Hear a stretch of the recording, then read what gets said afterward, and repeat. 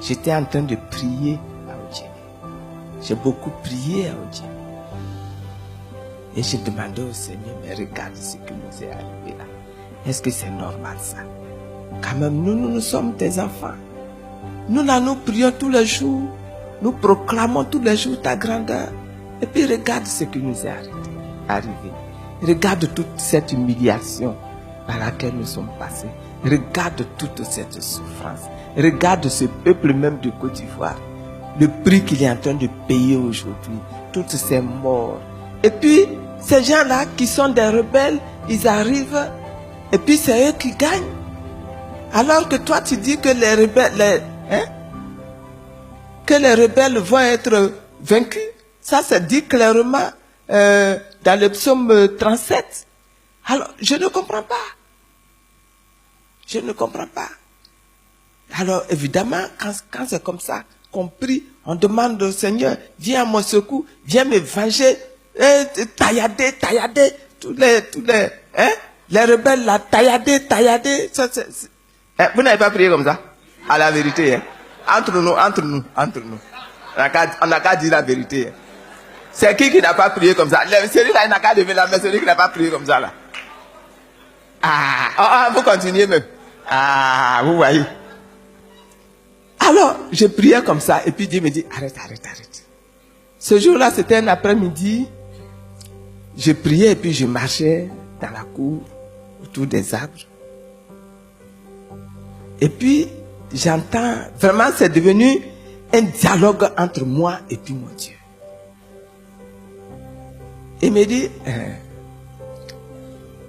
toi-même, d'après toi, je suis qui? Il dit, mais tu es le Dieu. C'est toi qui as créé toute la terre, le ciel, les étoiles, les nuages, la mer. Il dit, d'accord. Donc je suis le Père créateur. Donc je suis votre Père. Mais tu es notre Père. Il dit, bon, donc toi je suis ton Père. Il dit, oui, tu es mon Père. Babo Laurent, je suis son Père. Oui. Alors, vous tous les militants du FPI là, je suis votre Père. J'ai dit oui, mais c'est toi qui nous as créés. D'accord. Donc tous les Ivoiriens là, je suis aussi leur Père. J'ai dit oui, donc maintenant je commence à sentir où il va. Hein. Il dit oui, il dit d'accord. Donc les rebelles là, je suis aussi leur Père. J'ai dit, oui.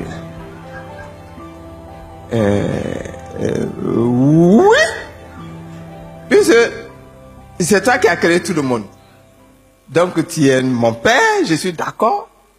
Tu es le Père des Ivoiriens en général, je suis d'accord, mais les rebelles là, bon, mais tu es aussi leur Père, parce que c'est toi qui les as créés, hein. Tu es aussi leur Père, mais c'est-à-dire qu'il dit non. Je réponds juste à ma question, est-ce que je suis leur Père? Il dit oui, tu es leur Père. Il dit d'accord. Mais toi-même là, tu es maman, non? Je dis oui. Tu as des enfants? Je dis oui. Bon.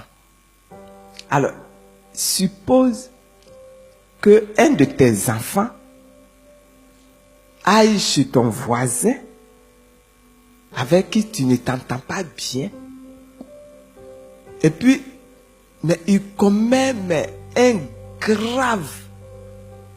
grave dommage chez le voisin. Et que le voisin en colère vienne te trouver et puis il te dit, voilà ce que ton enfant vient de faire là. Je vais aller au tribunal pour porter plainte. Il faut qu'il soit condamné et il faut qu'il soit tué. Et toi-même tu regardes la colère du voisin là. Tu trouves que sa colère là est justifiée. Qu'est-ce que tu vas faire? Quelle va être ta réaction?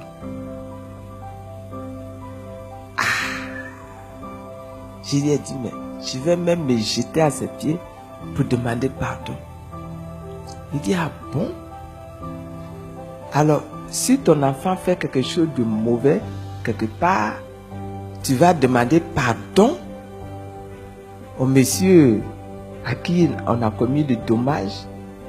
J'ai dit oui, mais c'est mon enfant. Il veut aller au tribunal pour le faire arrêter. Mais tout ce que moi je peux faire, c'est de supplier, lui demander pardon pour qu'on arrange ça entre nous et que ça n'aille pas au tribunal. Il dit, ah, d'accord. Toi qui es un humain, tu sais que quand ton enfant fait quelque chose de mauvais là, tu demandes pardon. Alors, représente-toi, moi. Moi, je suis le papa des rebelles. Quand tu pries, on n'a qu'à taillader là. Tu es en train de me demander donc de tuer mes enfants pour le dommage qu'ils t'ont commis. C'est pas ça? Donc, c'est pas ce que nous faisons. Quand nous demandons à Dieu de nous venger et de tuer nos ennemis là, nous sommes en train de lui demander à lui, Dieu, le Père de ces personnes-là, parce que on est d'accord qu'il est le Père. Nous sommes en train de lui demander à lui, Dieu, le Père là, de tuer ses propres enfants. Alors que nous-mêmes là, nous allons demander pardon pour que nos propres enfants ne soient pas tués. Il dit, est-ce que vous voyez ce que vous faites? Est-ce que vous comprenez dans quelle douleur, vous les humains, vous me mettez? Moi, j'ai créé mes enfants. Il y en a qui savent marcher dans mes voies. Donc ceux-là, ils me rendent heureux. Mais il y en a qui sont sortis de mes voies, qui ne savent plus marcher dans mes voies, qui ne me reconnaissent même pas, qui ne m'entendent même plus, qui ne me voient même plus. Et je suis assis, moi, et je pleure mes enfants qui sont perdus parce que je n'arrive pas à les rejoindre. Et vous qui êtes sur terre avec eux, qui connaissez mes voix, au lieu de venir m'aider à sortir mes enfants de la détresse, à sortir mes enfants de la perdition, vous venez et tout ce que vous savez faire, c'est tourner le couteau dans ma plaie, dans mes douleurs, pour me dire, tuez.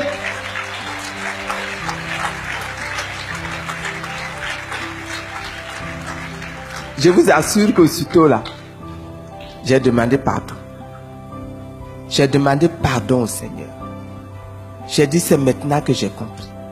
Dans ma prière, je ne dois plus dire, Seigneur, tuez mes ennemis. Seigneur, fais du mal à celui qui m'a fait du mal. Mais je vais prier maintenant pour dire, Seigneur, regarde, toi qui es le Dieu créateur, viens à mon secours, parce que j'ai un frère qui est dans la perdition. Viens m'aider à le sauver. Pardonne-lui ses fautes, Père. Pardonne-lui, parce qu'il ne sait même pas ce qu'il fait. Pardonne-lui ses fautes. Pardonne-lui, parce qu'il ne te connaît pas. Il agit comme ça parce qu'il ne te connaît pas. Il agit comme ça parce qu'il ne t'a pas encore découvert. Pardonne-lui ses fautes, Père. Je me mets à genoux à sa place. Seigneur, tu as montré dans ta parole qu'il y avait un malade, un monsieur qui était paralysé, qui pouvait même plus marcher, qui pouvait même plus parler. Et ce sont ses amis qui ont cru en toi. Ce sont eux qui l'ont pris sur un lit.